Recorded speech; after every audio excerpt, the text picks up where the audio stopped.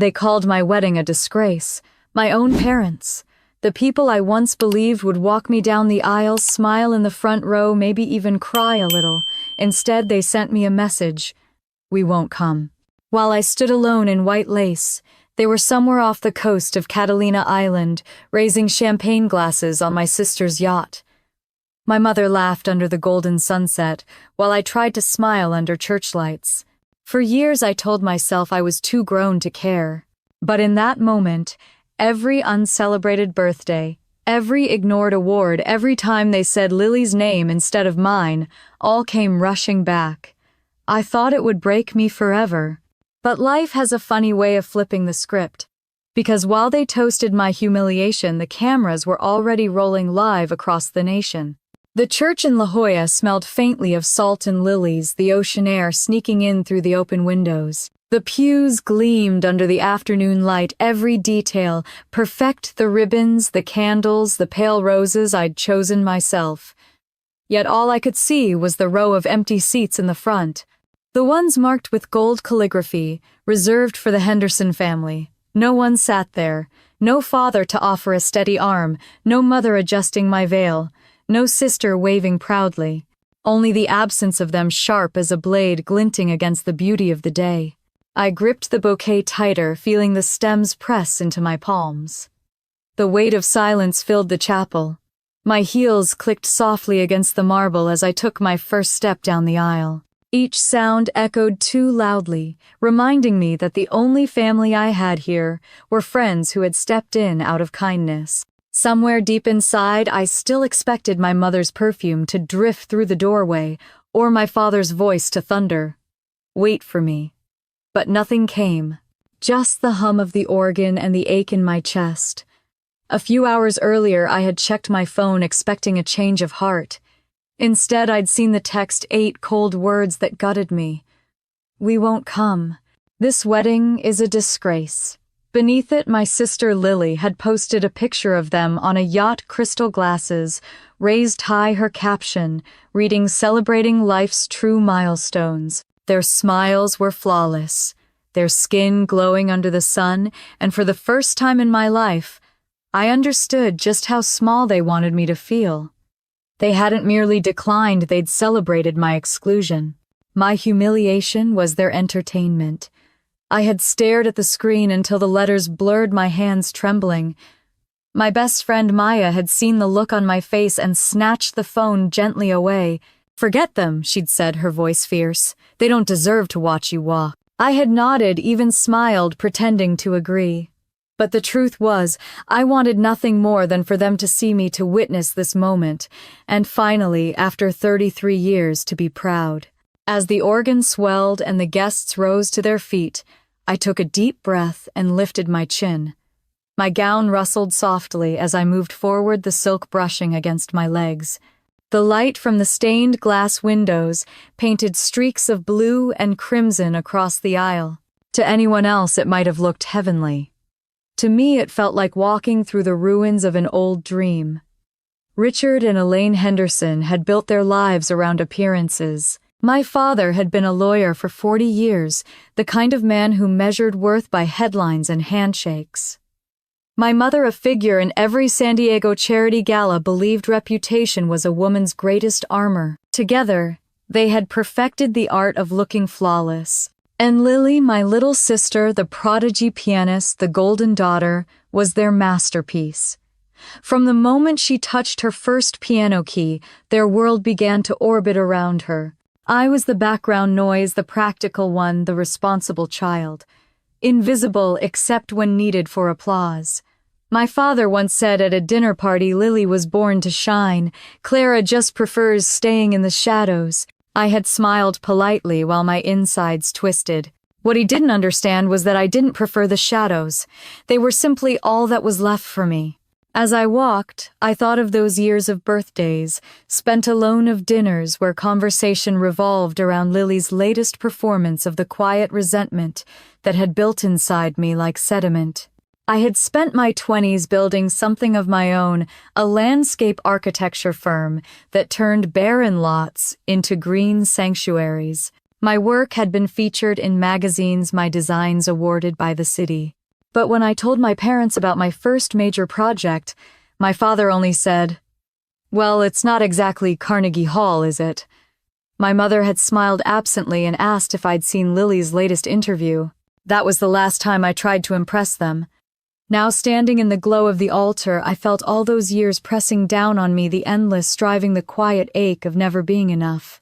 My throat tightened, but I refused to let the tears fall. Not today. Today I would stand tall even if no one clapped for me.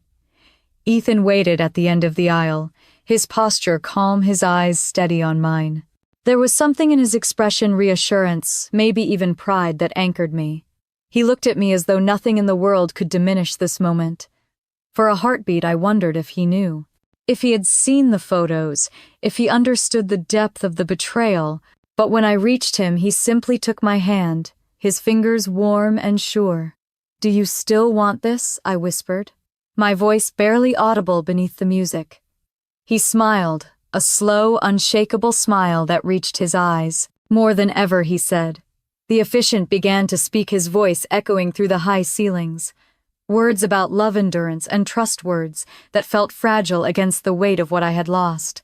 My friends sat in the front pews, their faces soft with sympathy. I tried to focus on them, on the kindness in their eyes, but my gaze kept flickering to the empty seats beyond. Those polished wood surfaces gleamed under the light like silent witnesses to my abandonment. Somewhere outside, a gull cried, its voice cutting through the stillness. I drew a slow breath and held it, reminding myself that I wasn't broken. Not yet.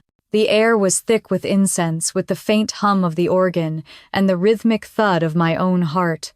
I clung to Ethan's hand like an anchor. His thumb brushed against my knuckles in small grounding circles. It was enough to keep me standing. Then, out of the corner of my eye, I saw movement. A group of people slipped quietly through the back doors, 3 men and 2 women each, carrying cameras and equipment. One adjusted a tripod, another whispered into a headset. My stomach tightened. The red light on one of the cameras blinked to life. My pulse quickened. I turned slightly toward Ethan, confusion stirring in my chest. "What's going on?" I murmured. He didn't look away from me. His smile remained soft, calm. "You'll see," he said quietly. The officiant's voice continued, unaware of the new presence. The guests shifted in their seats, some curious, others too polite to stare. I glanced again at the camera, the lens pointed directly at us, capturing every detail. The ivory of my gown, the tremor in my hands, the faint flicker of surprise that I couldn't quite hide. "Ethan," I whispered again, "why are they here?" He squeezed my hand, eyes locked on mine. "Because you deserve to be seen." The words hung between us, puzzling and powerful. Before I could ask more, the camera light blinked again, brighter this time. Somewhere far beyond this church, televisions were turning on. A live broadcast was beginning. The officiant asked us to recite our vows. My voice shook at first, but I found my rhythm, my courage woven between each word. I spoke of love, of patience, of building something together. And though my hands trembled, I didn't falter. The lens captured it all, the pain, the strength, the silent defiance.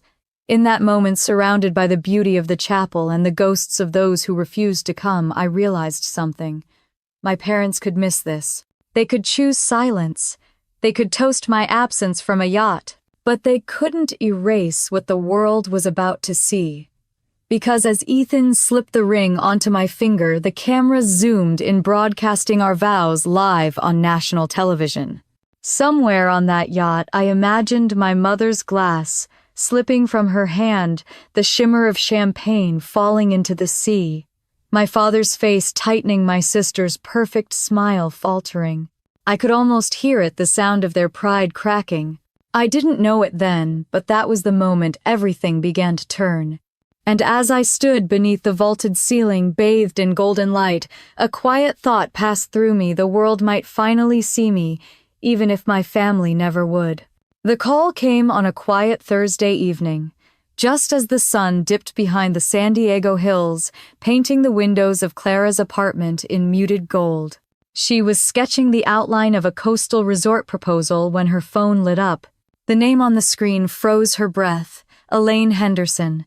Her mother hadn't called since that final argument months ago, the one that ended with the words, "You're embarrassing this family." For a heartbeat, Clara considered letting it ring out. But curiosity, that cruel and familiar pull, made her swipe the screen. Clara Elaine began, her tone clipped and deliberate, as though rehearsed. "We've discussed it, and your father and I won't be attending the wedding." The words landed like glass shattering. Clara blinked, pen still in hand, unable to process what she'd just heard. "You're not coming?" she asked softly, disbelief tightening her chest. "Mom, it's my wedding." Elaine exhaled, the sound strained but resolute. "Your father feels it wouldn't reflect well on us. Marrying a man you barely know from a background we don't approve of, it's a mistake." "People talk, Clara. You don't understand how reputation works in this world." Something inside her snapped. "I understand more than you think," she said quietly. "I just don't worship it." There was silence, thick, suffocating, before Elaine spoke again, colder now. "You've always been dramatic. This is why your father and I worry. We tried to raise you better than this.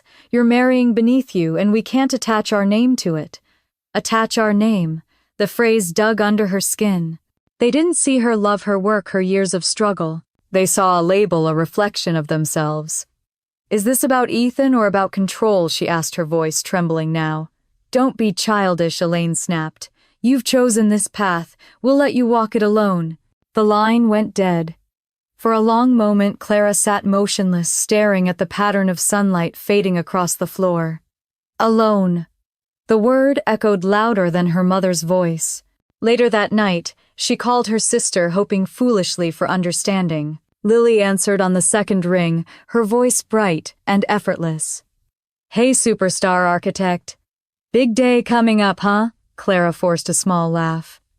"Yeah, I guess. I wanted to talk about Mom and Dad." "Oh, I already know," Lily interrupted, her tone casual. "They're not coming. Honestly, I don't blame them." Clara froze. "You what?" Lily sighed. "Come on, Clara. You're rushing this. Marrying someone they've never met, with no family blessing in some tiny chapel. It's not exactly the kind of thing people expect from a Henderson." There it was again. The family name, always heavier than love, heavier than truth. "So my happiness is less important than what people think." "Don't twist it," Lily said. "It's about standards. You know how Dad is. He built everything we have from nothing. You can't just throw that away because of feelings." Clara's hands tightened around the phone. "You sound just like them." "Well," Lily replied coolly, "maybe that's why I've never been the disappointment." The words hit like a slap. Clara inhaled sharply, the room spinning for a second. She wanted to scream, to tell Lily how cruel she sounded, how shallow. Instead, she hung up before her voice could break. The apartment was quiet except for the faint hum of the refrigerator. She sank into the couch, pulling her knees to her chest. For a moment, she wished she could be a child again, before expectations became walls, before love came with terms, and image became a prison. Ethan found her there an hour later, the lights off, her phone face down on the coffee table. "What happened?" he asked, gently crouching beside her. She shook her head, voice hollow. "They're not coming, none of them. Apparently I'm a disgrace." He didn't speak at first, just reached for her hand, tracing small circles over her skin. "You're not a disgrace," he said finally. "You're their mirror, and they don't like what they see." Clara looked up at him, her throat tight. "I wanted them there, Ethan. I wanted to believe they could change." "People don't change when the truth makes them uncomfortable," he said softly. "They change when silence costs them too much to bear." His words settled deep inside her, quiet but sharp. She leaned into him, letting his calm steady her heartbeat. "Then, maybe," she whispered, "this silence will be my gift to them." Over the next week, Clara moved through the wedding preparations with mechanical precision. She adjusted the seating chart, 3 empty chairs where her parents and sister were meant to sit. She emailed the florist, reminding them to add white calla lilies, her grandmother's favorite. When the bridal boutique asked if her mother would be attending the final fitting, Clara simply smiled and said she won't be able to make it. At night, though, the cracks showed. Lying in bed, she replayed her father's silence, her mother's dismissal, Lily's smug tone. Every rejection replayed like a song she couldn't turn off. But each morning she rose dressed and kept going. Maya, her maid of honor, noticed the shift. "You're too calm," she said one afternoon, as they reviewed the final vendor list. "That's not a good sign." Clara smiled faintly. "I'm just saving the crying for later." Maya frowned. "You don't have to be strong all the time." Clara's gaze drifted to the window to the city skyline she'd helped design. "I'm not being strong," she said softly. "I'm just refusing to break where they expect me to." 3 nights before the wedding, she received another message. Not a call this time, just a text from her father. "We've made our decision. Don't embarrass yourself further. We wish you well, but you're on your own." Clara stared at the screen for a long while, her reflection faint in the glass. The words should have hurt, but instead they felt final. Like a verdict she had already accepted. She typed out 3 words, paused, then deleted them. She didn't owe them an explanation. Not anymore. The next morning, she took a long drive down the coast alone. The Pacific stretched endlessly beside her, waves crashing like applause she didn't feel she deserved. She stopped at a small overlook, the wind tugging her hair loose, and whispered, to no one in particular, "I'll still walk down that aisle." The vow wasn't just for Ethan anymore. It was for the girl she used to be, the one who sat in the corner during Lily's birthday parties, the one who studied under dim light while her parents traveled for piano recitals. That girl had waited a lifetime for permission to belong. Now she didn't need permission. When she returned home, Ethan was waiting with dinner takeout sushi, her favorite. He smiled, lifting his glass. To new beginnings. She clinked his glass softly, managing a small smile. To walking alone when we have to. That night she stood by the window watching the city lights flicker like fireflies. Her parents' words still echoed in her mind, but for the first time they didn't hollow her out. They hardened her resolve. She imagined the chapel, the soft music, the rows of flowers. The empty seats in the front row no longer symbolized rejection. They were a declaration, a reminder that she'd built this life without their applause. As she turned from the window, her phone buzzed again. A message from Maya. "Everything's set. You'll look stunning, even if half the city doesn't deserve to see it." Clara smiled, typing back. "They'll see it anyway." She put her phone down, her reflection framed by the darkened glass. For a long moment she studied herself, not the daughter they dismissed, not the shadow they ignored, but the woman she had become. Strong, unapologetic, ready. Outside the night deepened. The world around her slept, but Clara lay awake, her thoughts sharp and steady. The ache was still there, yes, but it no longer ruled her.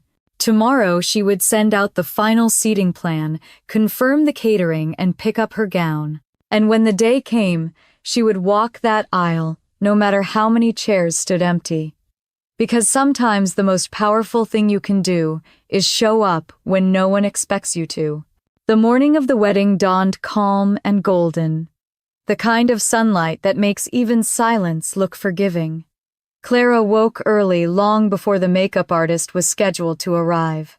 She stood by the window watching the soft light spill across the San Diego harbor, the water catching every hue of dawn. The city looked peaceful, unaware that her heart wasn't. She pressed a hand to her chest and whispered to herself, "This is still my day." Downstairs, the small team of florists moved quietly through the venue, filling the chapel with the scent of white lilies and pale roses.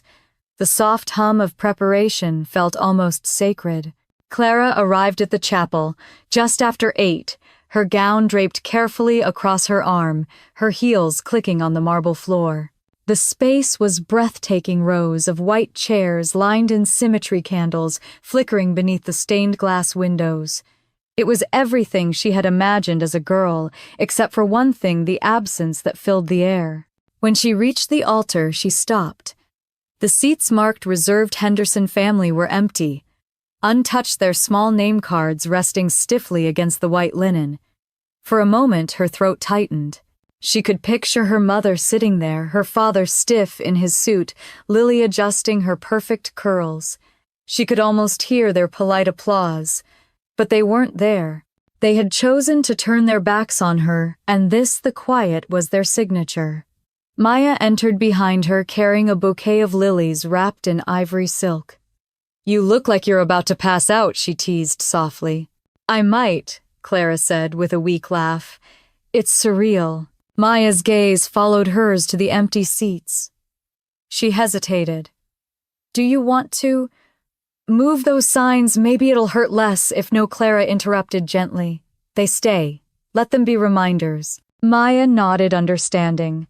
"Then let's make the rest of the room forget they were ever supposed to be here." The hair and makeup team arrived soon after, bustling around Clara with practiced precision. Powder brushed across her cheeks, pins slid into her dark hair, the veil fastened just so. Through it all, she remained silent, her thoughts drifting like the morning light. When the stylist stepped back and handed her the mirror, Clara hardly recognized the reflection. The woman looking back at her wasn't the girl who used to cry behind closed doors or beg for her father's approval. This woman looked calm, sculpted, ready. "Perfect," the stylist murmured. Clara smiled faintly. "No," she said. "Just enough." By noon, the guests began arriving. Friends from her firm, a few college classmates, neighbors who had seen her fight her way through long nights at the drafting board. They filled the space with warmth and chatter, their laughter echoing softly through the chapel. Each greeting, each hug chipped away at her loneliness. When she peeked out from behind the curtain, she saw Ethan standing near the altar, speaking with the officiant. He looked elegant, his dark suit pressed perfectly, his tie, the same shade of navy as the sea. But it wasn't his wealth or the calm authority in his posture that struck her, it was the way he waited. Patient, unwavering. The steadiness of a man who had chosen her not for who she might become, but for who she already was. At precisely 2:00, the organist began to play. The melody filled the chapel like a tide rising against the shore. Maya took her hand. Ready, Clara exhaled slowly. Yes. The doors opened. A hush rippled through the crowd. She stepped forward. Each click of her heel against the marble echoed through the vaulted space, sharp and haunting. The air smelled of roses and candle wax. She kept her chin high, though her eyes stung. For a fleeting second, she imagined her mother watching from the shadows, her father adjusting his tie, her sister smirking in quiet superiority. But the vision dissolved like smoke, replaced by the truth they weren't there. And she was still standing. Halfway down the aisle, a single tear escaped. She let it. It wasn't weakness, it was release. When she reached Ethan, he took her hand, his thumb brushing over her knuckles, grounding her in the moment. "You're breathtaking," he whispered. "Thank you," she breathed, her voice trembling just enough to betray her heart. The officiant began to speak, his voice deep, and steady words of unity and promise filling the air. Clara's eyes flicked once more to the front row, still empty. And yet the silence didn't crush her this time. It framed her.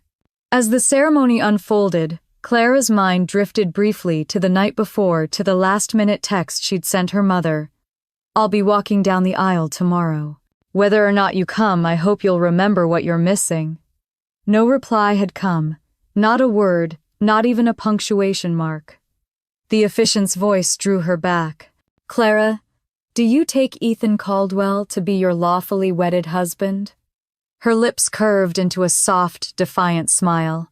"I do." When Ethan slipped the ring onto her finger, the world stilled. The small group of guests applauded, the sound gentle but heartfelt. Maya was crying quietly in the front row, dabbing at her mascara with a tissue. The photographer moved around them, capturing the moment, the grace, the silence, the strength. Then something strange happened. As the applause died down, the heavy chapel doors opened again. Clara turned startled, but instead of familiar faces, she saw 3 camera operators walking briskly inside. Behind them followed a young woman with a headset and a press badge clipped to her blazer. Maya frowned. "What the hell?" The woman whispered something to her crew. Red recording lights flicked on. The cameraman aimed directly at the altar. Clara's pulse spiked. She turned to Ethan, confusion flashing in her eyes. "What's going on?" He squeezed her hand lightly. "You'll see." The officiant paused mid-sentence, unsure how to proceed. The guests exchanged murmurs. The cameras adjusted angles, one focusing on Clara's face, another on Ethan's hand resting over hers. "Ethan," she whispered urgently, "why are they here?" He looked at her calm as ever. "Because you deserve to be seen, Clara. Not hidden, not erased." The realization hit her slowly, like dawn breaking.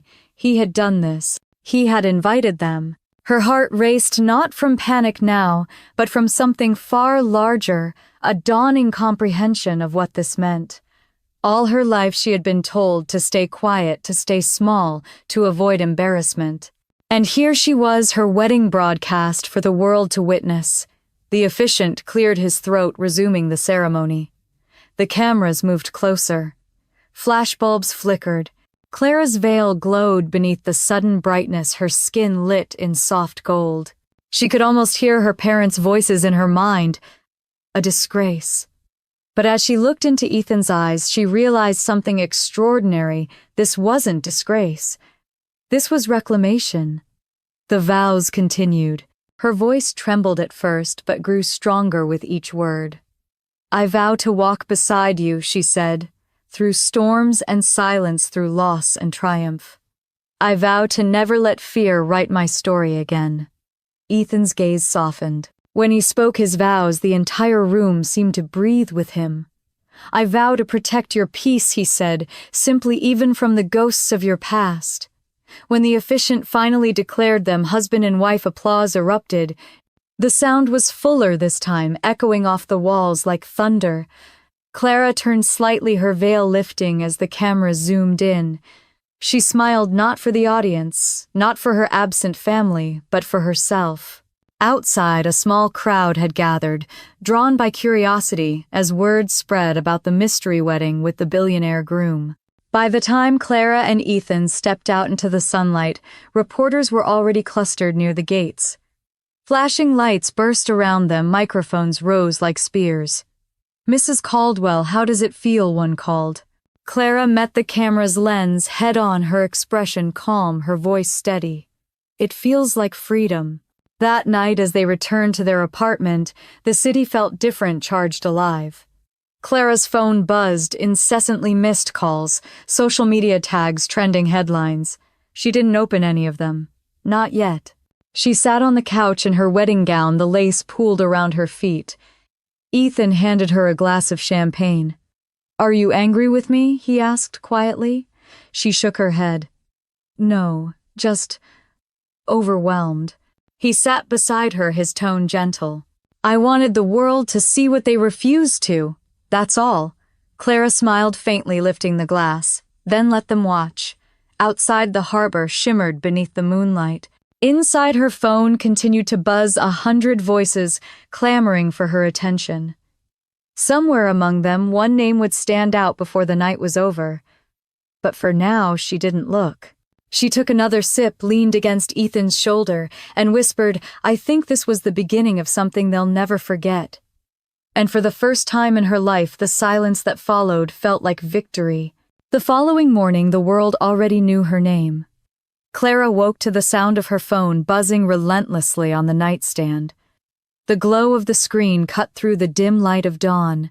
Messages, emails, alerts, hundreds of them. Her stomach twisted as she scrolled through the notifications. News headlines filled the screen.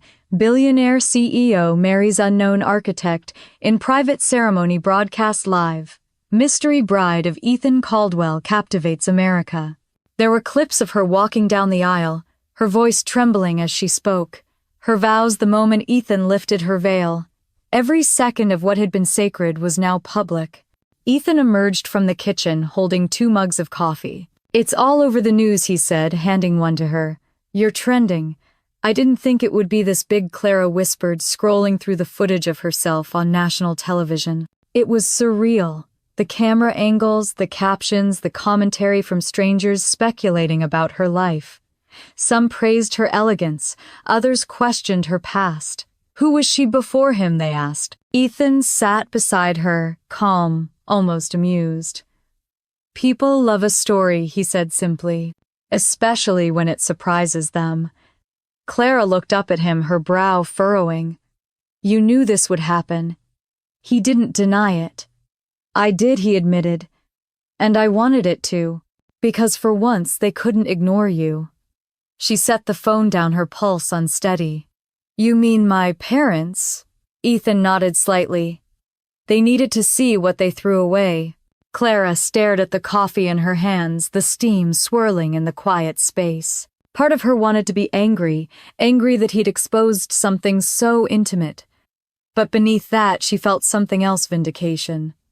The same family who had deemed her a disgrace were now watching her become headline news.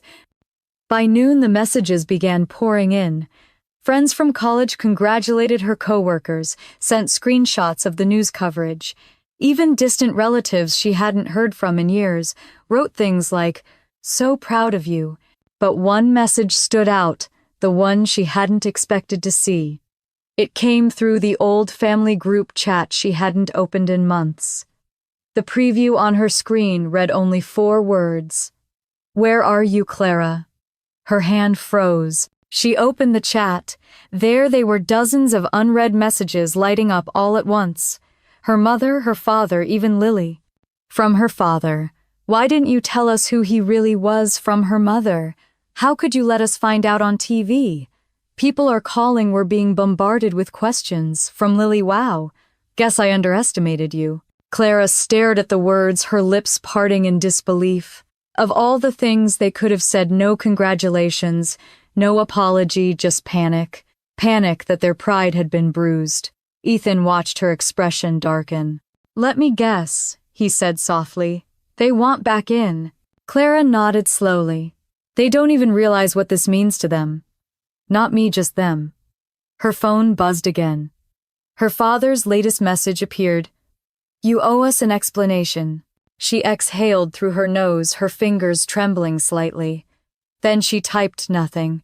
Instead, she scrolled up, found the message that started it all, the one where they told her they wouldn't attend, and pressed her thumb gently over it.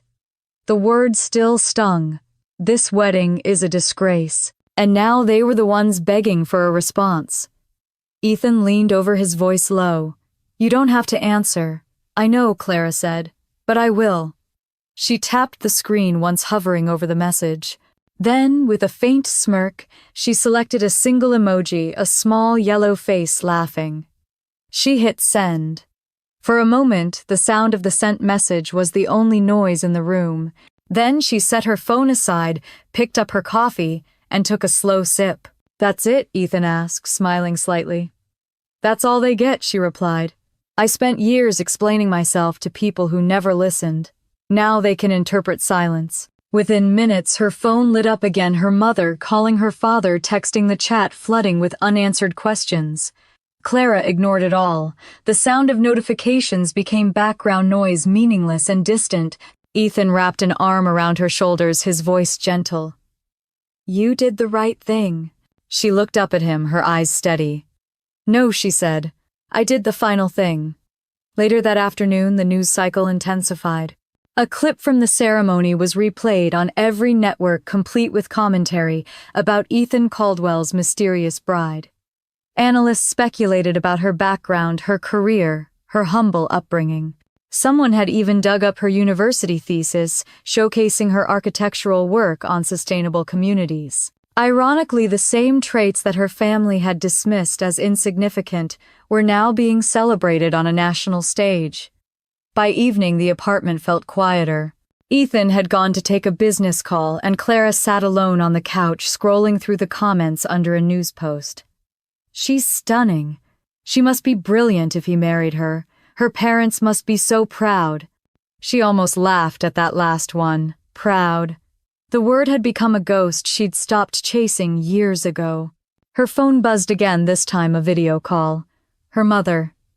Clara hesitated, thumb hovering over the accept button. Then she pressed it. Elaine's face appeared perfectly framed as though she had rehearsed even this. But her eyes looked unsettled, red around the edges. "Clara," she breathed. "What were you thinking? Why didn't you tell us we could have?" "You could have what?" Clara interrupted, her voice calm but sharp. "Shown up for the cameras. You made your choice, Mom. You said it would embarrass the family." Elaine flinched. "We didn't mean it like that. We just didn't know who he really was." "That's the problem," Clara said softly. "You never asked." Her mother's lips trembled. "Your father, he's devastated. People are calling him a fool. We just—" Clara cut her off again, her tone firm. "This isn't about you anymore. It never should have been." Elaine's voice cracked. "You don't understand how much this hurts." Clara's eyes narrowed slightly. "I do. I lived it." She ended the call before her mother could reply. For a long while she sat in silence, the faint hum of the city filtering through the window. The ache in her chest wasn't rage anymore, it was release. Years of seeking approval, of shrinking herself to fit their image, had finally burned away. When Ethan returned, she was still sitting there, her phone face down on the coffee table. "They called," he guessed. "Yes," she said simply. "And for the first time, I didn't answer for them. I answered for me." He smiled, pride shining in his eyes. "So what now, Mrs. Caldwell?" Clara turned toward him, her expression soft but resolute. "Now I build something they can't take credit for." The evening deepened, and for the first time in months she felt no weight pressing against her chest. The world might still talk about her, dissect her choices, label her as the architect who married a billionaire. But those voices didn't matter. Somewhere on a yacht or behind closed doors, her parents were probably still fuming her sister, scrolling through endless headlines, drowning in envy and confusion. And yet Clara felt nothing but calm.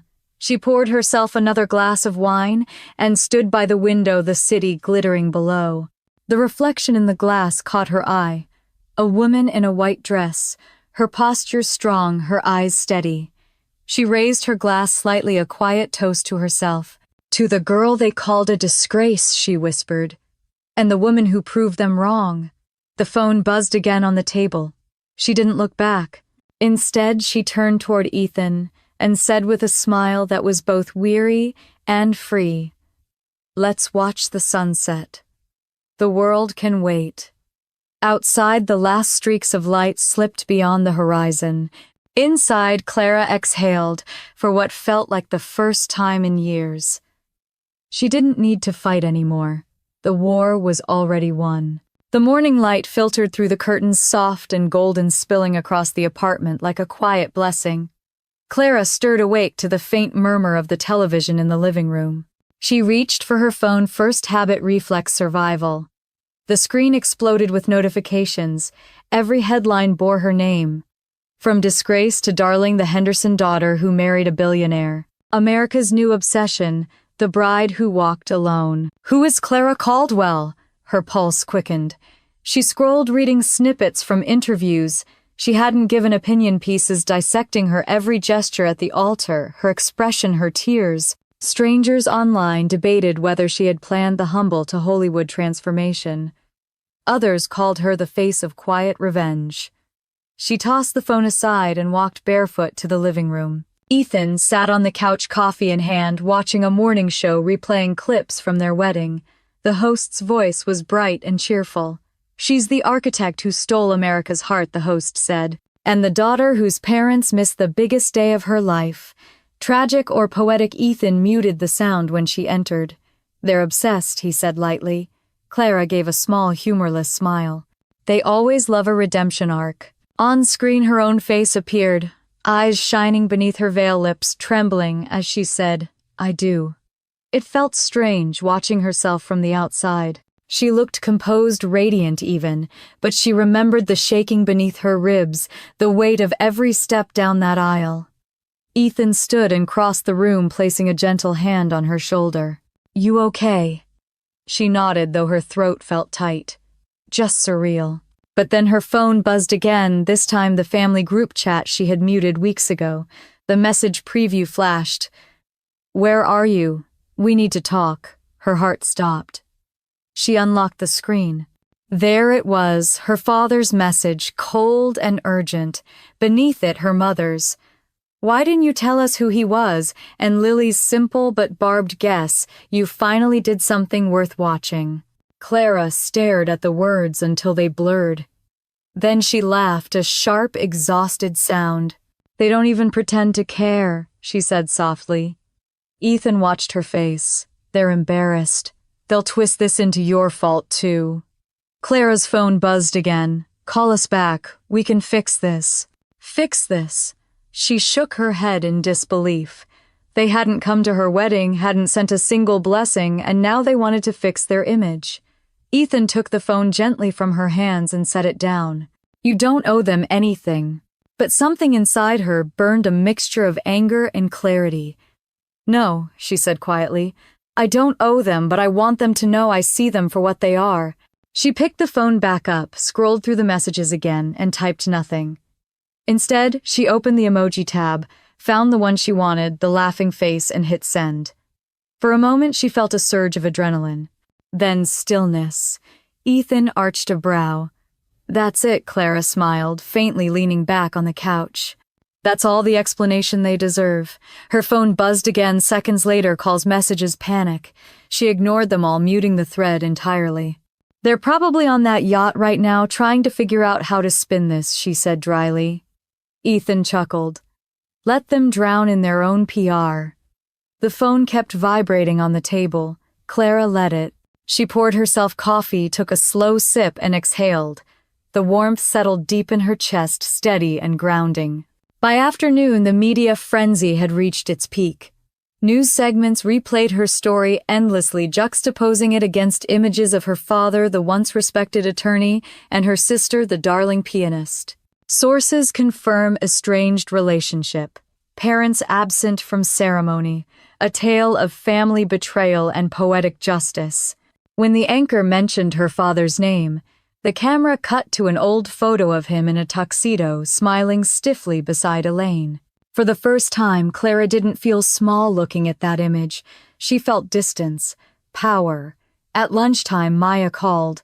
"Girl, you broke the internet," she said, her voice somewhere between awe and laughter. "Your wedding has 30 million views. I can't tell if people love you or just love watching your parents squirm." Clara laughed softly. "Maybe both." Maya's tone softened. "You okay?" "Really, I'm fine," Clara said, meaning it this time. "It's strange. I thought I'd feel guilty." "I don't." "You shouldn't," Maya said firmly. "They did this to themselves." As they talked, Ethan scrolled through another wave of articles, half grinning. "Oh, here's my favorite headline," he said, reading aloud. "When Karma Wears White." Clara snorted. "Catchy." He set the phone down, serious again. "I know this isn't the wedding day you imagined, but I want you to know it's the one the world needed to see." She looked at him, really looked at him. "You turned my pain into something visible." "I just gave the truth a stage," he said simply. That night, the apartment felt too quiet. The city lights flickered through the windows, reflecting off the glass of unfinished champagne from the night before. Clara sat, curled on the couch, scrolling aimlessly through the online storm she had become. For every message of admiration, there were cruel ones too. She married for money. She planned the whole thing. No wonder her parents stayed away. She read them all. Then she closed her phone and set it face down. The sound of rain began tapping against the windows. Ethan joined her, pulling her close. "They'll forget by next week," he said. "I don't want them to forget," she murmured. "I want them to remember who they left behind." He tilted her chin up, his voice low. "Then you've already won." The next morning, she woke to a new flood of coverage. But this time, the headlines were different. "The Bride Who Stood Alone." "Strength in Silence, How One Woman Redefined Grace." The tone had shifted from spectacle to admiration. There was even a clip of a talk show panel discussing her story. A journalist said, "There's something universal about her courage. It's not just about revenge. It's about dignity." Clara smiled faintly as she watched tears prickling her eyes. Dignity. That was the word she'd been searching for all her life. At that same moment, miles away on that familiar yacht, her parents were facing the kind of spotlight they had always feared. Elaine's phone rang non-stop. Reporters demanded comments, friends texted condolences, thinly veiled as gossip. Richard, humiliated, smashed his phone on the deck when a headline read Henderson family snubs daughter's billionaire wedding. Their perfect image was unraveling strand by strand. Meanwhile, Lily sat in her cabin scrolling through the same footage. Everyone else was watching her sister's vows, her poise the roar of applause. For the first time in her life, Lily felt invisible. Back in the apartment, Clara's phone buzzed again. Another message from her father. "You've made us a laughingstock. Do you have any idea what you've done?" Clara stared at the text for a long time, then let out a quiet, breathy laugh. "Yeah," she whispered to herself. "I finally told the truth." She deleted the message and tossed the phone onto the couch. Ethan watched her admiration flickering behind his calm smile. "What now?" he asked. Clara walked to the window, watching the city pulse beneath the morning light. "Now," she said, "I stop proving and start living." Her reflection stared back at her in the glass, steady, unapologetic. For years she had begged her family to see her. Now the entire world did. She turned her smile quiet but triumphant. "The sweetest revenge isn't shouting," she said softly. "It's letting your peace make the loudest noise." Outside, the rain had stopped. The clouds broke apart and the sun returned, washing the city in gold once more. It was the same light as the morning of her wedding, but this time it belonged to her. The apartment was quiet again. The storm had passed, at least on the surface. Clara sat by the window that afternoon, legs folded under her, a cup of untouched tea cooling beside her. The world outside seemed to move on, cars honking faintly below the steady rhythm of a normal day returning. But inside her chest there was still that hollow echo. Ethan was on a conference call in the next room. His voice carried confidence, calm authority, the tone of a man who was in control. Clara envied that steadiness. For her, control had always been an illusion. Her phone lay face down on the table, silent now after the chaos of the past week. No more calls from her parents. No new headlines about the billionaire's bride. The noise had faded, leaving only the aftertaste of everything she'd survived. She picked up the tea, took a sip, then set it down again. The bouquet from the wedding, now wilted, sat in a vase near the corner. The petals curled inward like a memory collapsing on itself. She reached out and touched one, her fingertips brushing the dryness. It fell soundlessly to the floor. That simple motion pulled something inside her open. For the first time in days, she allowed herself to remember, not the wedding, not the fame, but the little girl she had once been, the one who had longed for the same parents who now feared her success. She closed her eyes. It started with a birthday. She must have been 10. The memory came in fragments, the sound of laughter downstairs, the scent of chocolate frosting, her sister's high-pitched giggle echoing through the hall. The Henderson house had been filled with music that day. Lily's 6th birthday. Clara had spent the morning drawing a picture for her, a watercolor of the two of them on the piano bench, their hands touching the same keys. She had wrapped it in pink paper, tied it with yarn. She'd waited at the top of the stairs, clutching it tight. When she went down, the living room sparkled streamers, guests, a giant cake shaped like a grand piano. Her mother glided through the room in pearls, her father in his best suit. Everyone smiled. Everyone but her. She tried to hand the gift to her sister, but Elaine's hand stopped her. "Not now, sweetie," her mother whispered. "Let's not steal Lily's moment." Clara remembered nodding, stepping back into the shadow of the staircase, gift still in hand. Hours later, when the guests had gone and the house quieted, she crept to her room and placed the gift on her desk. Then she lit the single candle from the kitchen drawer and whispered, "Happy birthday, me," before blowing it out. The memory faded as quickly as it came, but the ache it left was sharp. That night had been her first lesson in invisibility. Clara blinked hard, forcing herself to breathe. The room around her blurred slightly, the edges softening. Another memory surfaced, her college graduation. She had been 22, proud, standing in her cap and gown, scanning the crowd for familiar faces. There were cheers all around, parents waving flowers, families holding up cameras, but no one for her. Her parents were in Chicago with Lily for a concert. They had sent a card that read, "Congratulations on your little award." Little award. She had placed it in a drawer and never opened it again. That night she had celebrated alone, with a cheap bottle of sparkling cider, sitting by the dorm window and telling herself that maybe success was its own company. She had believed it then. She didn't anymore. Her father's voice from those years echoed in her head. A Henderson must always look the part. A cheap life is a shameful one. He'd said it after she bought a used car with her own savings. She'd thought he'd be proud of her independence. Instead, he'd said, "You make us look small." Now, watching the sunlight stretch across the living room floor, she finally understood. He hadn't been protecting their reputation. He had been protecting his own insecurity. She whispered it aloud, testing the words. He was ashamed of himself. Ethan's voice drifted in from the other room, steady and warm. She could hear him laughing with someone on the call. That sound grounded her. It reminded her that not every man in her life demanded to be right. Some simply chose to be kind. When his call ended, he appeared in the doorway. "You've been quiet all morning," he said gently. "Want to go out? We could get lunch by the marina." Clara smiled faintly. "Maybe later. I'm remembering things." He crossed the room, crouched beside her chair, and took her hand. "The bad things, the true things," she said softly. "Sometimes they're both." He nodded, saying nothing more, and kissed her knuckles before heading toward the kitchen. His quiet presence gave her space to keep remembering.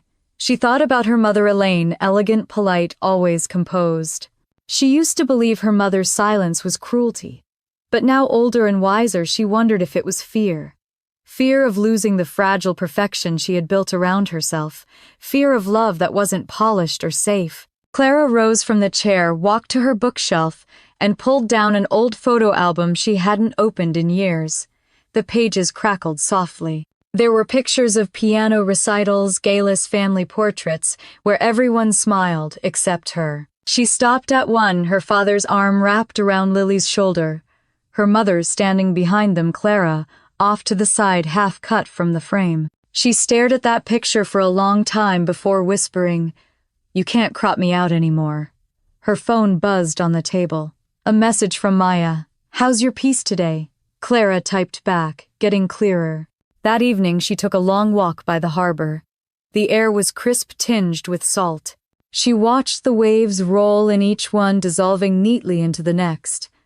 For years she had tried to hold back the tide, to be calm, acceptable, small. Now she let the sea wash over her, even if only in metaphor. When she returned home, Ethan was reading on the couch. She joined him, curling up beside him. After a moment she said, "Do you think people like my parents ever change?" He looked thoughtful sometimes. "But usually people don't change until it costs them too much to stay the same." She nodded.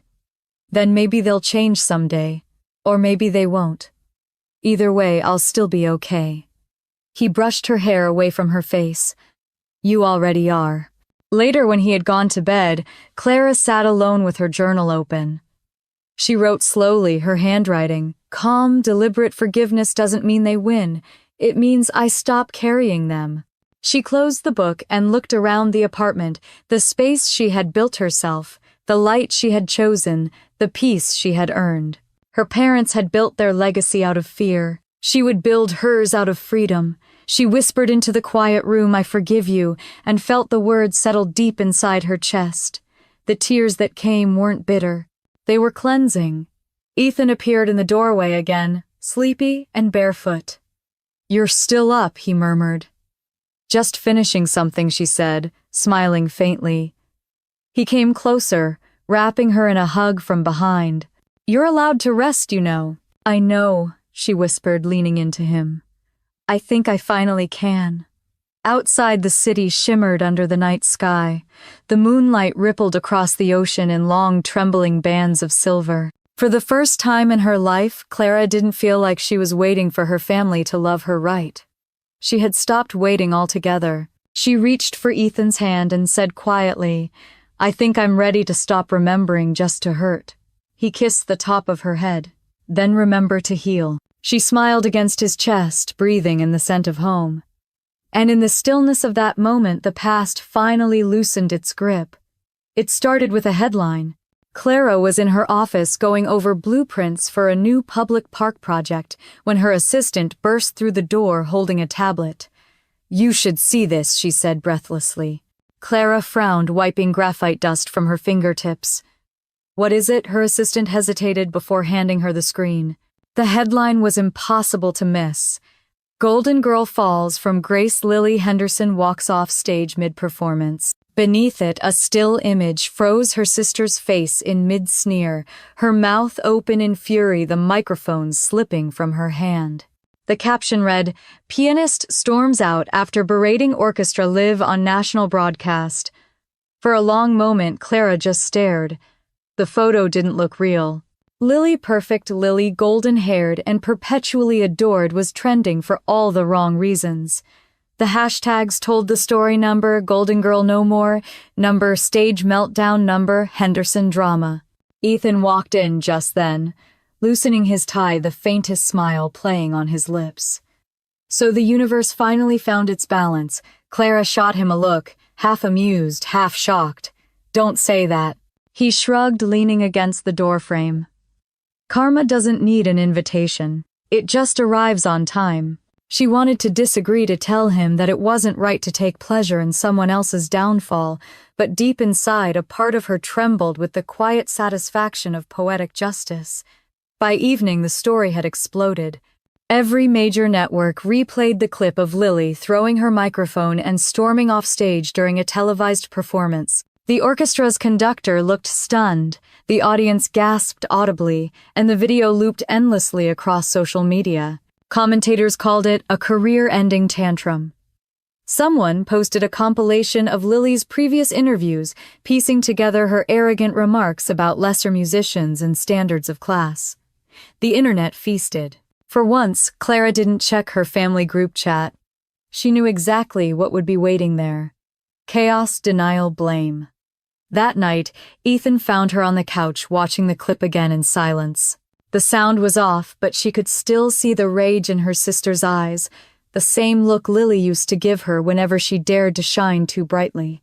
"You don't have to watch it," Ethan said, sitting beside her. Clara's gaze stayed fixed on the screen. "I know. I never thought she'd self-destruct." Ethan's voice softened. "She's been building toward this for years. Perfection is exhausting, especially when it's a lie." Clara looked at him, a faint sadness crossing her face. "Do you think she ever hated me? Or was it just habit?" He reached for her hand. "Maybe she hated how free you were, even when you didn't feel it." The words lingered long after the television went dark. 2 days later, the doorbell rang. Clara opened it to find a courier holding an envelope addressed to Mrs. Clara Caldwell. Inside was an invitation to appear on a popular talk show, one that had already covered her wedding story months earlier. They wanted her to speak, to share her side of the Henderson family dynamic. The offer came with an absurd sum of money. She set the envelope down on the table and stared at it for a long moment. Maya called later that night, her voice buzzing with energy. "You have to do it," she said. "They humiliated you publicly. This is your turn." Clara twirled a pen between her fingers, thoughtful. "It's tempting." "It's justice," Maya insisted.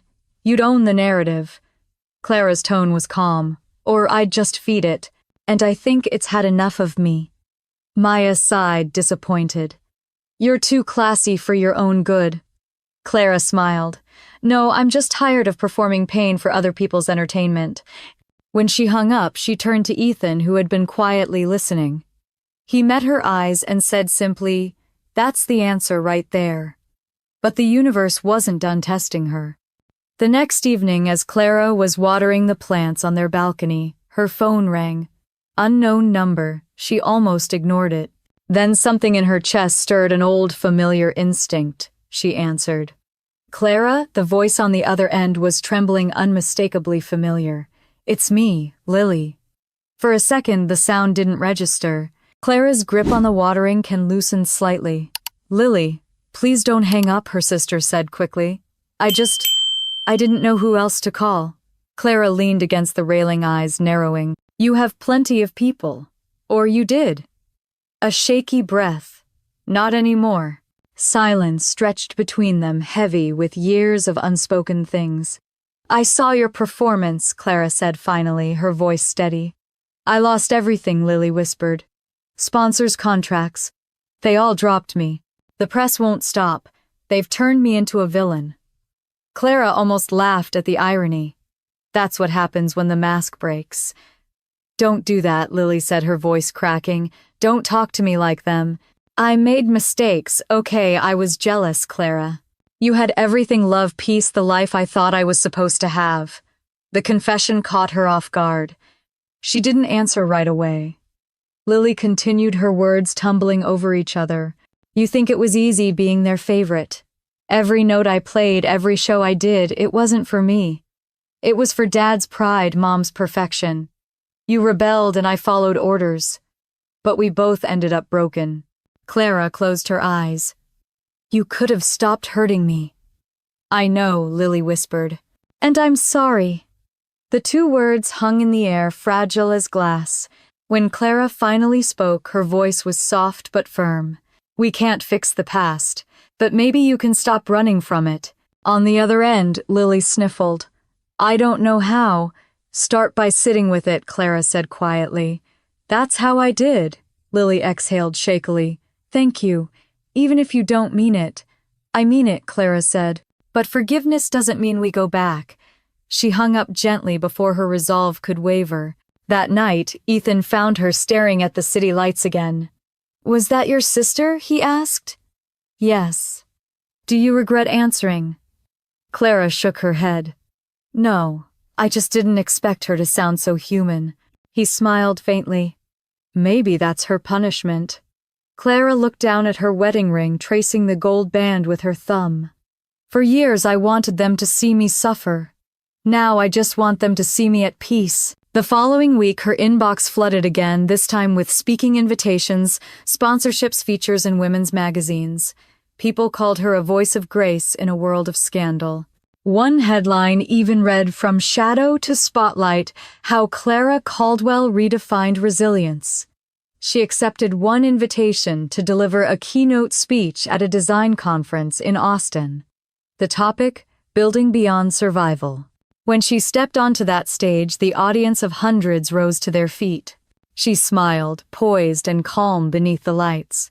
Sometimes she began, we spend our whole lives trying to earn love from people too broken to give it. But love isn't something you win. It's something you create brick by brick, truth by truth. Applause thundered. Somewhere she hoped her sister was watching. Not to feel envy, but to see what freedom looked like. After the event, Clara walked outside into the Texas sunlight. The warmth hit her face and she tilted her head toward it, eyes closed.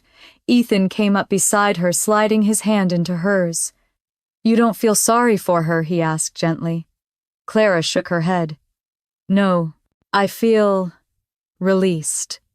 She turned toward him, her smile serene and certain. For years I thought revenge would taste like victory, but it tastes like peace. Ethan kissed her temple, the quiet pride in his touch, saying more than words ever could. The past had finally stopped chasing her, but peace she knew was never permanent. Somewhere deep inside she could feel the faint stirring of another secret, something waiting just beyond the calm. And as the sun dipped low, painting the sky in molten gold, Clara whispered to herself, If the past calls again, I'll be ready to answer, but on my terms this time. The letter arrived on a gray morning in late October, tucked neatly between bills and advertisements. Clara almost missed it at first. It was the handwriting that stopped her, the slanted cursive she hadn't seen in over a decade. Elaine Henderson. Her breath caught. For a moment she just stared at it, her coffee cooling in her hands. The envelope was cream-colored edges, slightly bent her name, written carefully across the center, Mrs. Clara Caldwell. Not Clara, not my daughter, but formal, polite, hesitant. Ethan came into the kitchen, still half asleep, tie loose around his neck. You look like you've seen a ghost. In a way, I have. She held up the envelope. It's from my mother. He blinked, the sleep fading from his eyes. Do you want to open it? Clara hesitated. I don't know. Ethan poured himself coffee and set the mug beside her. Then wait until you do. But she couldn't wait. Her fingers were already trembling as she slid a knife under the seal. Inside was a single sheet of thick paper folded twice. Her mother's perfume lingered faintly on the paper, soft, floral, almost nostalgic. Clara unfolded it, her heart pounding as she began to read. My dearest Clara, if this reaches you, it means I've finally found the courage I lacked when you needed it most. Her throat tightened. She read on. I watched your wedding on television. I wasn't supposed to, but I did. Your father was furious, of course, but I couldn't look away. I saw you standing there in that white gown alone, and for the first time I realized how much of you I never truly saw. You were radiant, you were strong, and you were everything I once wanted to be but didn't know how. Clara pressed the paper against her knee, her chest aching. She could almost hear her mother's voice, measured, composed, always careful not to break. Your strength humbled me, your silence shamed me. I should have protected you. But I didn't, and I won't ask for your forgiveness, because I don't deserve it. I just need you to know that my silence wasn't hate. It was fear. She stopped reading for a moment, blinking back tears. Ethan sat quietly across from her, watching her face. Do you want me to? No, she whispered. I have to finish this. I was raised to believe appearances were everything, that love meant perfection, not truth. I thought protecting our image would protect our family. I was wrong. I lost you to my fear, and I lost myself to your father's pride. Clara's eyes burned. She turned the page over. Your father loved you in his way, but he didn't know how to love without control. He saw himself in you, the parts of him he hated most. Your independence frightened him, your success made him feel small. And when you stopped needing him, he mistook it for rejection. Tears spilled freely now. She didn't wipe them away. I watched him take your grandmother's trust money after she passed. He told me it was for the family business, but I knew it was meant for you. I said nothing. That silence has haunted me every day since. Clara's breath hitched. He took. She looked up at Ethan. He took what was mine. Ethan frowned, his expression darkening. What money? Clara shook her head, voice cracking. My grandmother had a fund for me. I thought it never existed. Dad told me it was just a rumor. She looked back at the page. I can't undo what we did, but if you ever decide to look, the truth is in the family files, the blue folder in your father's study. I kept copies there even when he told me to burn them. Maybe part of me hoped you'd find them one day.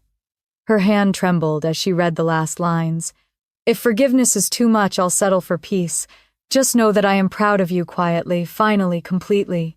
The letter ended there, unsigned, as if her mother didn't quite know how to close it. Clara folded it slowly, her hands steady now, though her chest felt hollow. She sat back in her chair, staring out the window at the slow drizzle coating the glass. Ethan broke the silence. Do you believe her? Clara thought for a long time. I think I have to. He reached across the table and took her hand. What will you do? I'm not sure yet. She rose from her chair and walked to the window, tracing a finger through the condensation on the glass. Outside, the city looked muted, soft. The letter's weight in her hand felt both unbearable and necessary. Later that afternoon, she sat alone in her studio, the letter open beside her. She read it again and again until the words stopped stinging. Somewhere between the lines of guilt and apology, she recognized something unexpected truth. It wasn't redemption, not yet. But it was real. For the first time, she saw her mother not as a villain, but as a woman, one trapped by the same perfection she had forced on everyone else. When Ethan came in with dinner, Clara was still staring at the paper. "Do you want me to file it away?" he asked gently. She shook her head. "No. I want to keep it where I can see it. I think I need to remember what running from yourself looks like." They ate quietly. When the plates were cleared, Ethan asked, "Will you write her back?" Clara considered it, then stood and went to her desk. She pulled out a sheet of paper and uncapped her pen. For several minutes she wrote nothing, just stared at the blank page. Then slowly she began, "Mom, I don't know what to say. Maybe that's because there's nothing left to explain. I spent years trying to understand your silence, and now I realize it wasn't about me. You were surviving in your own way.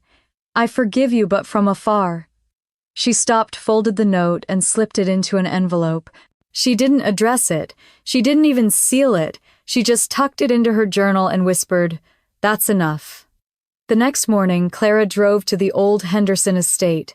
The gates were locked now, the house dark and unkept, but she parked at the edge of the property and stepped out. The air smelled of salt and dust, the remnants of privilege long gone. She stood at the gate for a long time, clutching her mother's letter. "I forgive you," she said softly, "but I won't forget what it cost." She left the letter in the mailbox and turned back toward her car. That night she wrote in her journal again, "Forgiveness isn't a gift for them, it's freedom for me." When she finished, she closed the book and felt something inside her shift. Not relief exactly, but release. Ethan came over and sat beside her, wrapping his arm around her shoulders. "You look lighter," he murmured. "I think I am," she said. "It's strange, though. I expected forgiveness to feel like victory. It feels more like quiet." "Quiet can be good," he said softly. "Quiet means you've stopped fighting ghosts." She smiled faintly. "Then maybe I'm finally done haunting myself." They sat there in the stillness, the lamp casting a warm glow across the room. Before bed, Clara placed the unopened envelope she had written to her mother into her desk drawer. She didn't need to send it. Forgiveness didn't have to travel to be real. Outside, rain began to fall again, tapping gently against the windows. She whispered to herself, "Maybe this is what peace really looks like, quiet, undeserved, but mine." Ethan appeared in the doorway, smiling softly. "Then keep it," he said. "Don't let them take it again." Clara nodded her hand, brushing the edge of the desk where her mother's letter rested. "I won't." And for the first time in her life, she believed it. The call came on an ordinary Thursday morning, while Clara was sketching a concept for a new community project. The phone buzzed against the table, flashing an unknown number. She almost ignored it. Most unexpected calls lately were journalists still fishing for a headline. But something made her pick up. "Clara," the voice rasped on the other end, trembling, breathless. "It's your mother." Clara froze, pencil midair. "Mom, it's your father," Elaine said, her voice cracking. It's all over the news. Something's happened." Clara's stomach dropped. "What do you mean?" There was a pause, heavy with guilt. "He's lost everything." An hour later, the story was everywhere. Henderson Construction, under federal investigation for fraud and corruption. Headlines screamed across every major outlet.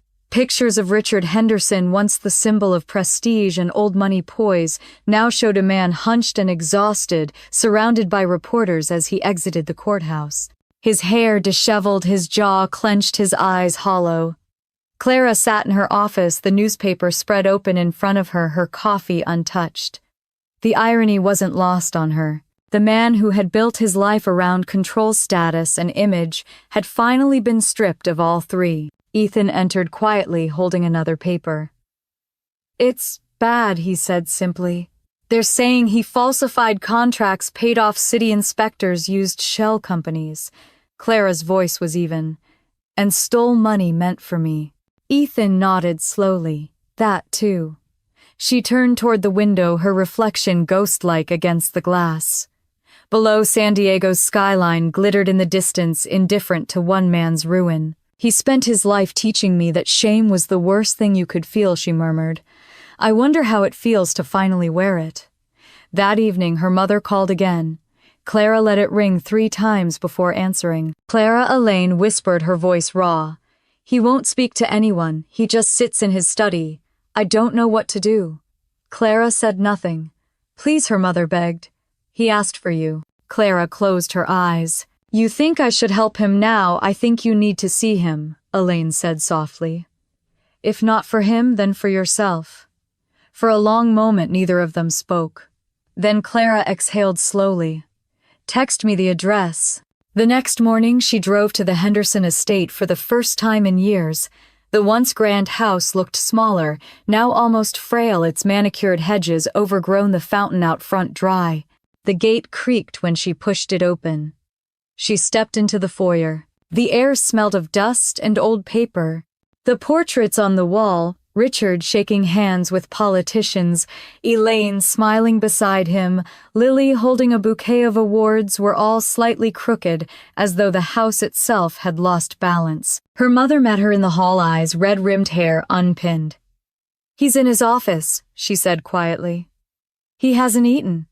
Clara nodded and walked toward the heavy wooden door at the end of the corridor. She paused before opening it, steadying herself.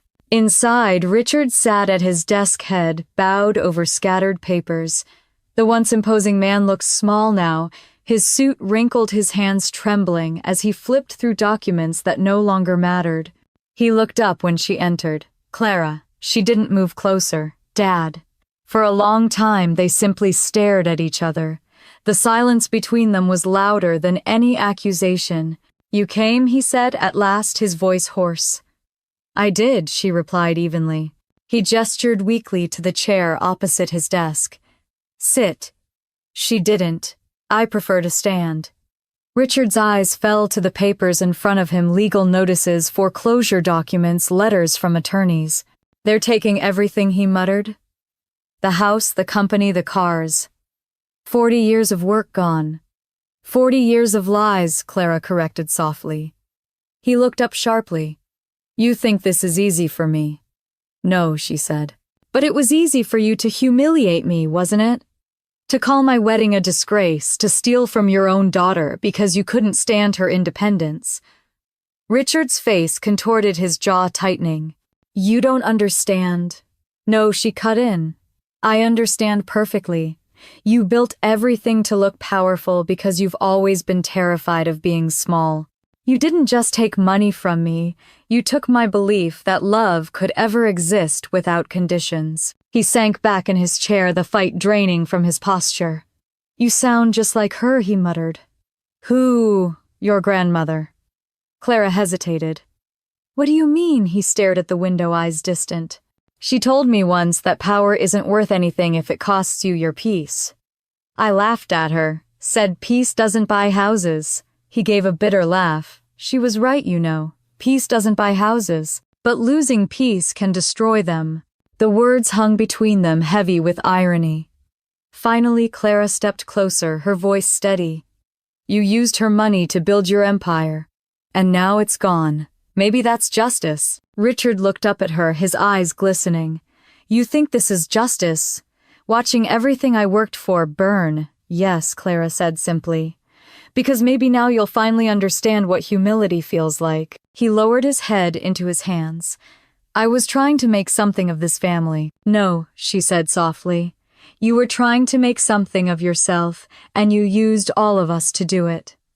Tears slipped down his face, silent and unacknowledged. For a man who had always treated emotion like weakness, they looked foreign there.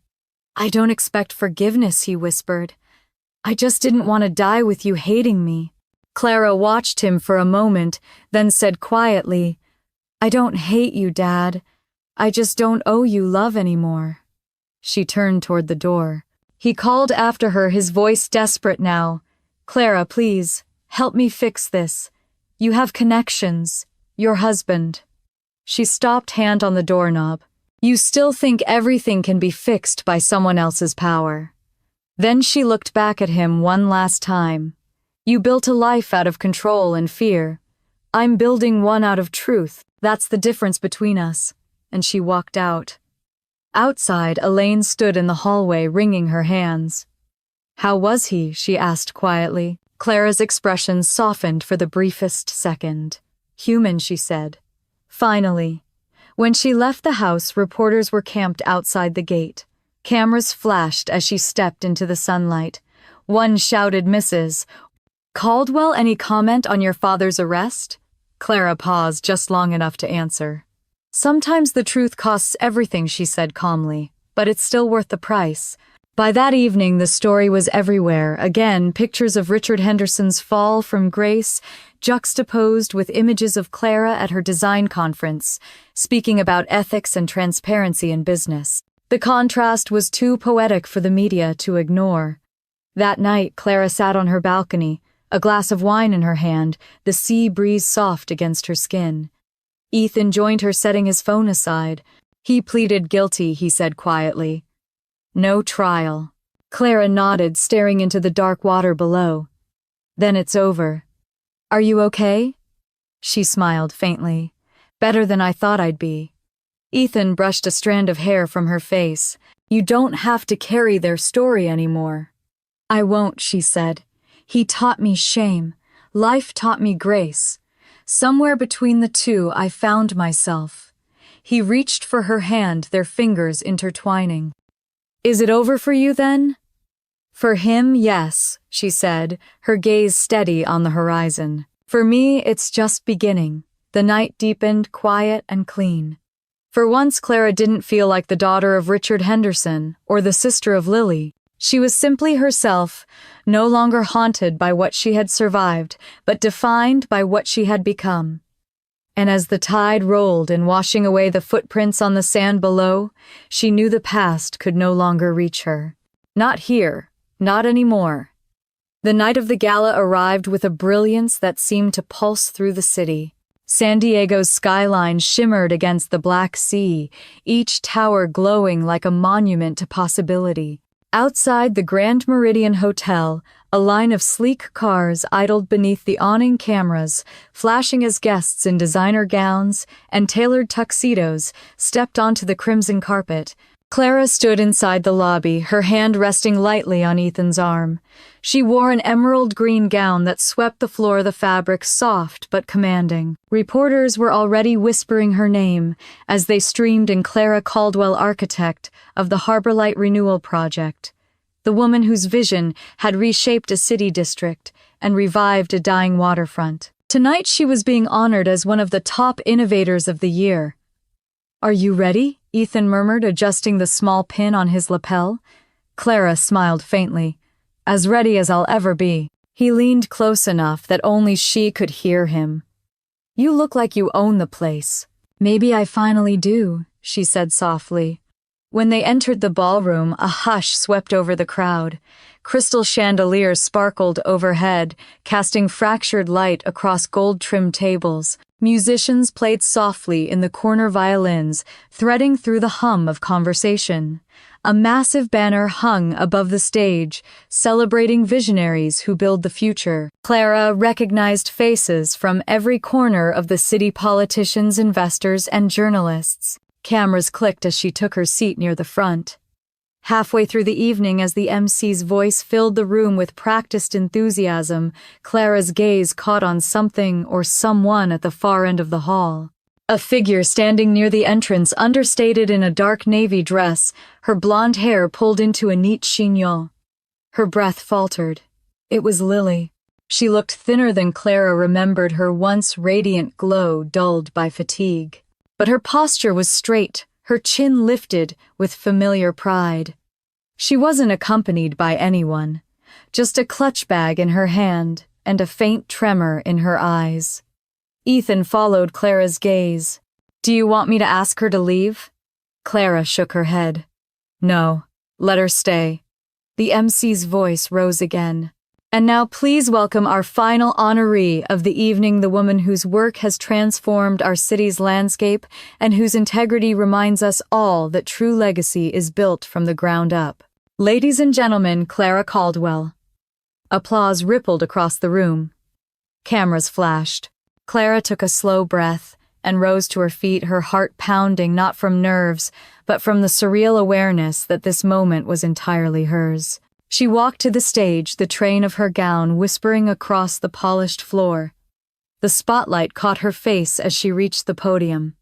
"Good evening," she began, her voice steady. "A few years ago, I thought success was measured by recognition, by applause, by approval, by the people who finally decided you were worth seeing. But I learned something different.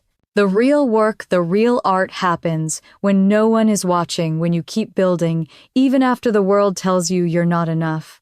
The audience listened motionless. She continued, "Tonight I stand here not because of what I've built, but because I stopped letting others define what I could be. My story isn't about achievement, it's about freedom.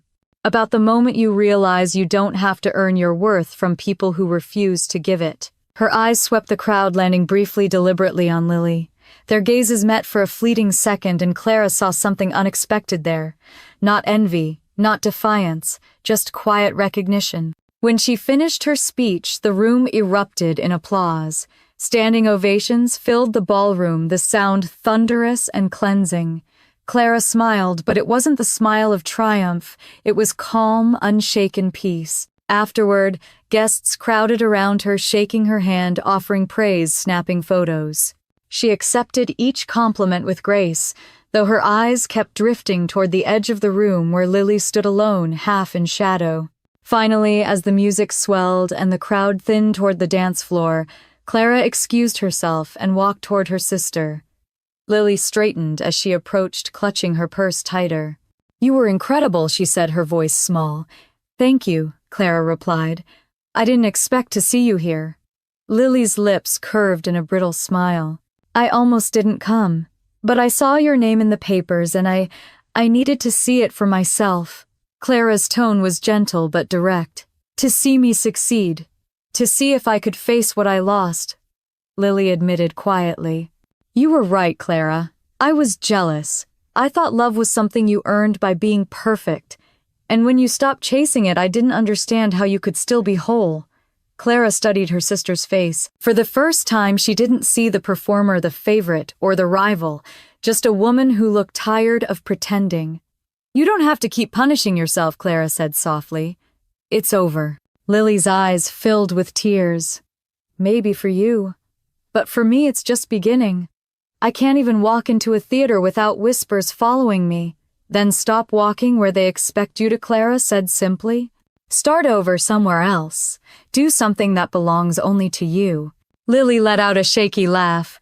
"You make it sound easy." "It's not," Clara said. "But it's worth it."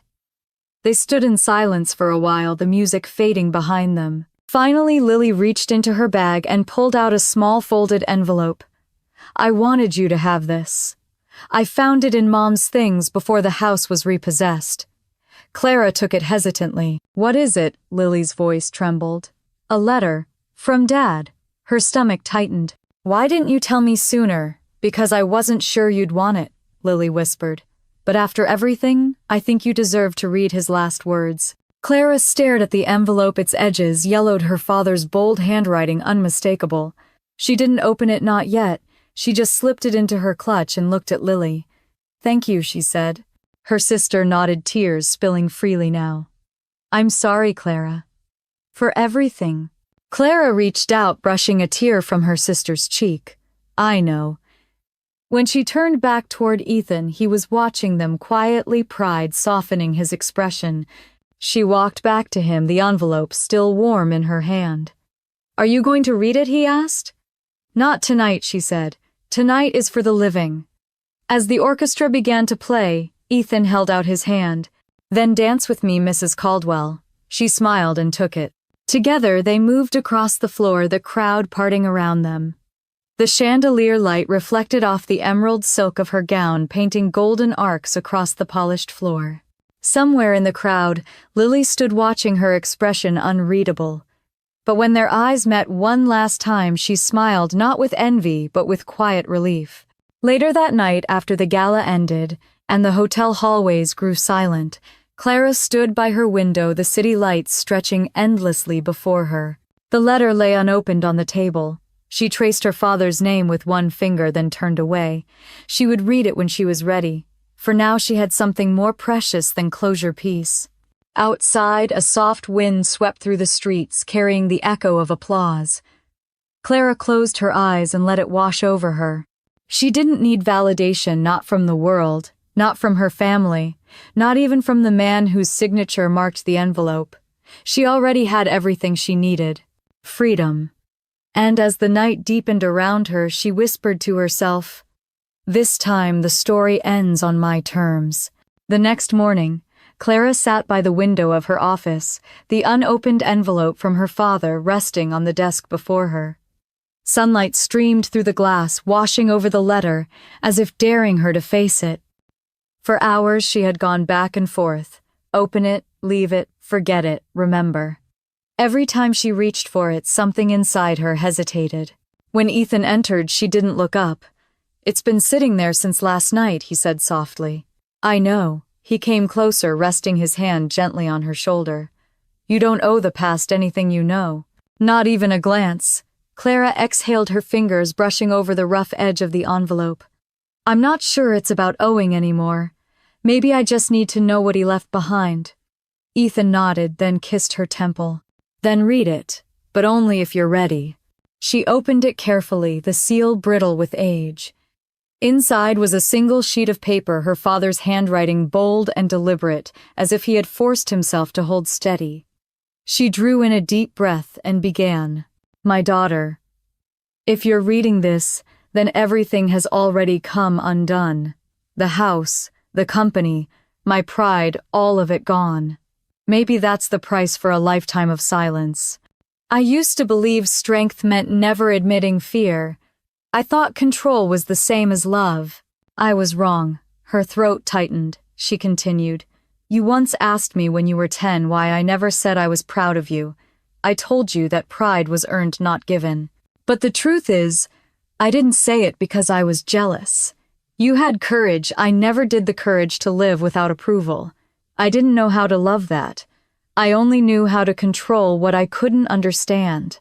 She paused, tears pricking her eyes. "I built my empire on fear, and it crumbled for the same reason. You were the only part of my life that was ever truly solid, but I was too blind to see it. I hope you never make the mistake of mistaking silence for strength or pride for love. You've already surpassed me, and for that I am proud. Even if I never said it, I was proud." The words blurred as tears slipped down her cheeks. She could almost hear his voice, not the harsh, commanding one she had grown up with, but something softer, something human. She read the final lines. "Take what's left of my legacy and make it honest. Build something I never could name that means integrity instead of fear. You were always meant to outgrow me, and I am sorry that I made that so hard." There was no signature, only a faint smear where the ink had bled from what might have been a tear. Clara folded the letter carefully and sat still for a long time, her heartbeat slowing, her breathing even. When she finally looked up, Ethan was watching her from across the room. "Well?" he asked gently. She smiled faintly through her tears. "It wasn't an apology, not really. But it was enough," Ethan nodded. "Maybe that's all it ever needed to be." That afternoon, Clara drove to the waterfront, the same site where her latest project had begun, the same stretch of land her father had once tried to buy and bulldoze. The wind was cool against her skin, the ocean restless with motion. The Harborlight district gleamed in the sunlight. Now the hotel, the community center, the promenade filled with people. She had built it from the ruins of his empire, but without his deceit. As she stood overlooking the water, a familiar voice spoke behind her. "It's beautiful." Clara turned to see her mother. Elaine stood at the edge of the walkway, a scarf tied around her neck, her expression tentative but warm. "I didn't expect to see you here," Clara said softly. Elaine smiled faintly. "I wasn't sure I should come, but I wanted to see what you built." Clara nodded toward the skyline. "It's cleaner than his version." Elaine's gaze followed hers. "He would have been proud, not because of the success, but because you made it honest." Clara studied her mother for a moment, then asked quietly, "Did you know he left me a letter?" Elaine hesitated, then nodded. "He wrote it before the sentencing. He wanted me to send it, but I couldn't. I was afraid it would reopen old wounds." "It didn't," Clara said. "It closed them." They stood in silence for a moment, the ocean's rhythm filling the space between them. Elaine turned to her. "He was a difficult man to love, but he loved you, Clara. He just didn't know how to show it." Clara's voice softened. "Neither did you." Elaine flinched, but she didn't look away. "You're right, I failed you both. But I've spent every day since trying to unlearn the kind of woman I was taught to be." Clara studied her, the fine lines on her face deepened by wind and remorse. For the first time, she didn't see her as an adversary. She saw her as someone finally brave enough to face her own reflection. "Maybe we both had to start over," Clara said. Elaine smiled through her tears. "You did more than start over.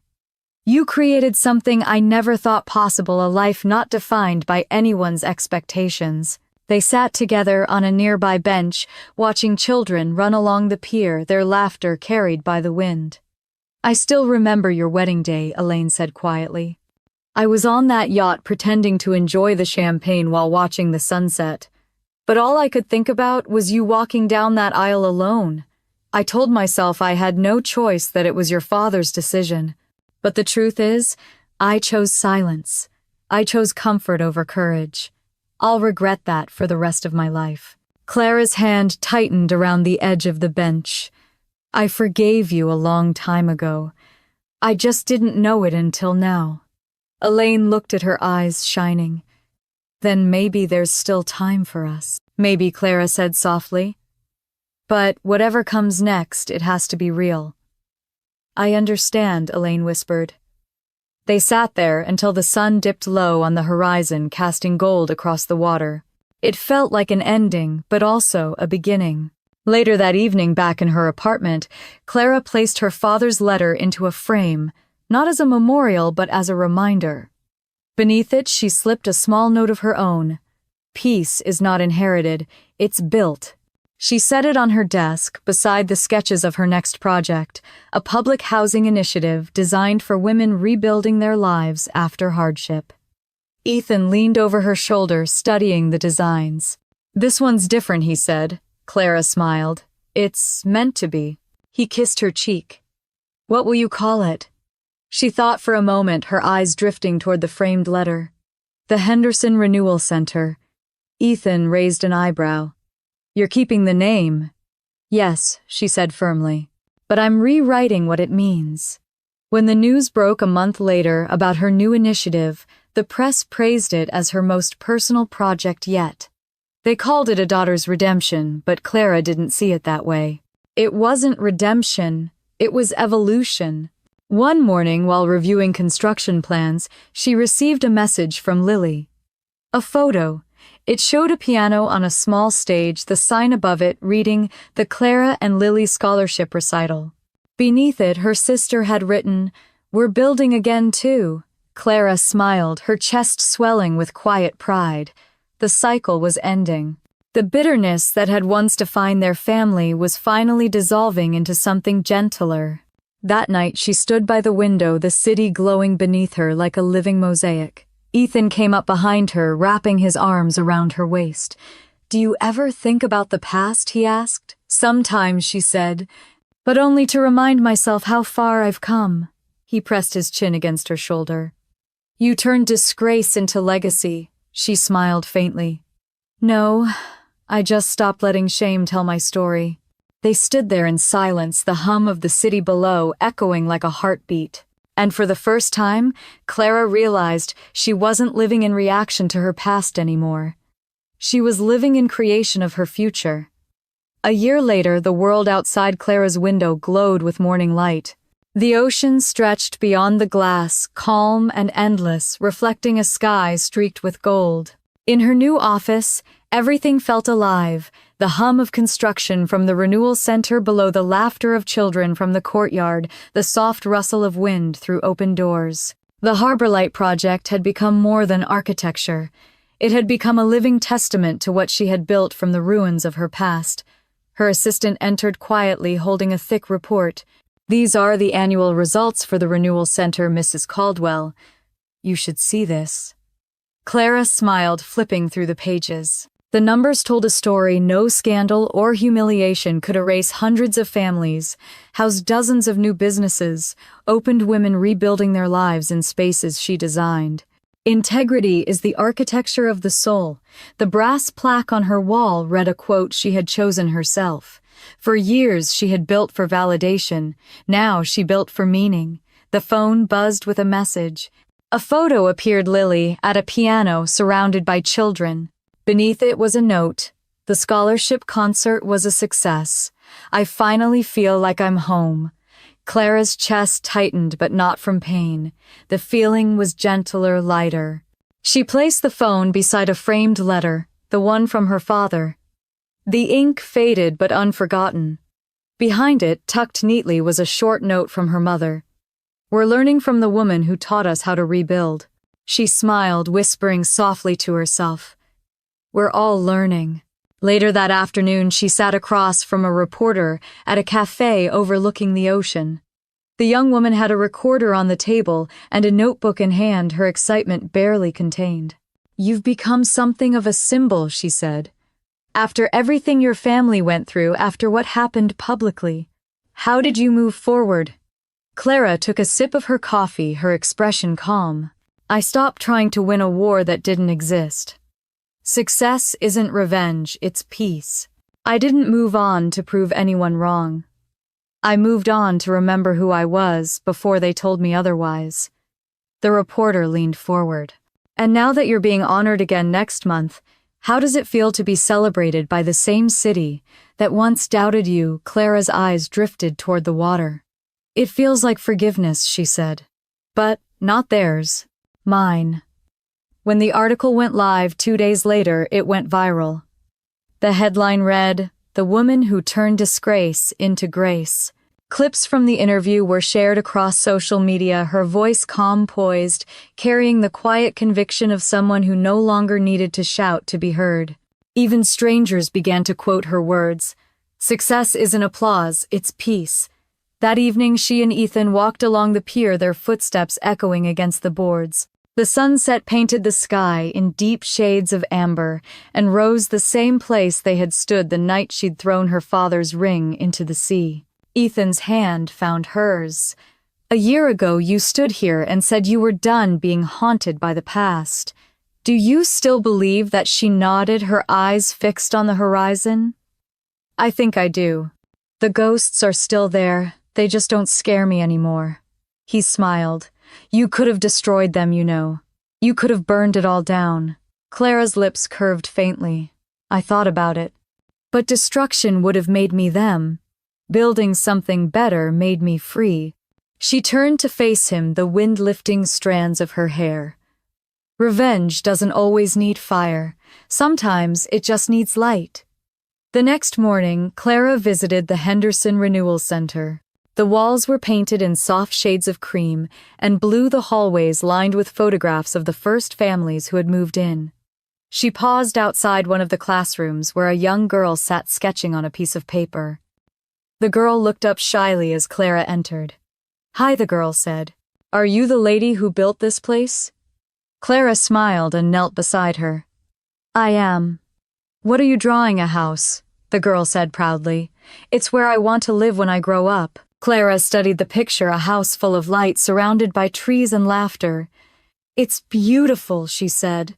The girl looked at her curiously. "I want to be like you someday."